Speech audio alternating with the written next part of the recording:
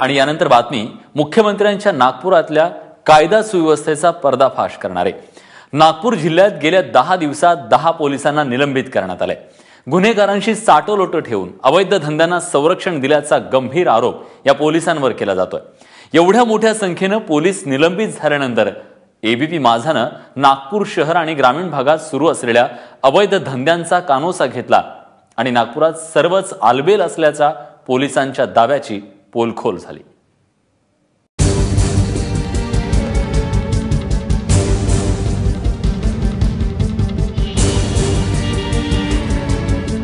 नागपूर मुख्यमंत्री देवेंद्र फडणवीस आणि केंद्रीय दळणवळण मंत्री नितीन गडकरी यांचं होम ग्राउंड।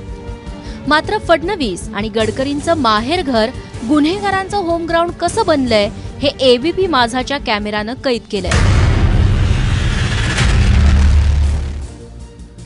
नागपूर शहराच्या सीमेवर वसलेला भिवसनखोरी परिसर म्हणजे अवैध दारूंच्या भट्ट्याची नगरी म्हणावी लागेल।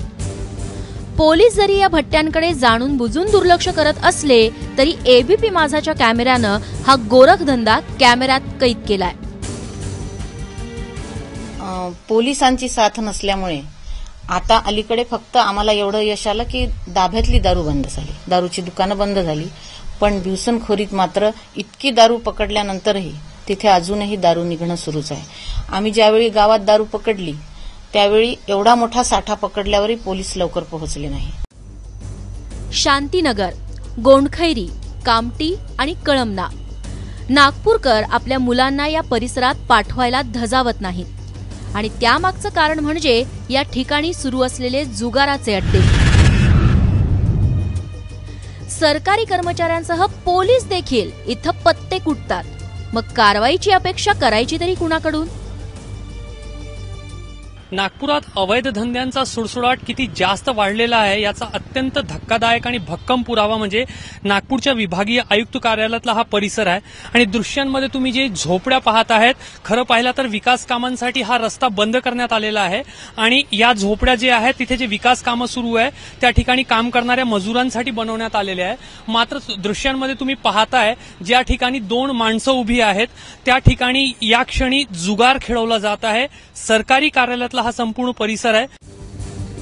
जुगाराप्रमाणे नागपुरात सट्टेबाजांचा देखील सुळसुळाट आहे। मानकापूर, अनंतनगर, तेलीपुरा, गोकुळपेठ, कोराडी, महादुला आणि वाडी परिसरात पावलोपावली सट्टेबाज विखुरलेले आहेत। एका मंदिरातल्या सट्ट्याच्या अड्ड्याची पोलखोल करणाऱ्या या व्हिडिओमुळे पोलिसांचा देखील भांडाफोड केलाय।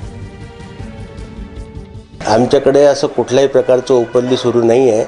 आम्ही जेव्हा आम्हाला जी माहिती भेटते तेव्हा आम्ही डीबी स्क्वॉड आणि बीट मार्शल किंवा बीट अधिकारी यांच्या मार्फतीने पूर्ण कारवाया करण्यात आलेल्या आहेत आणि पुढेही करत आहोत।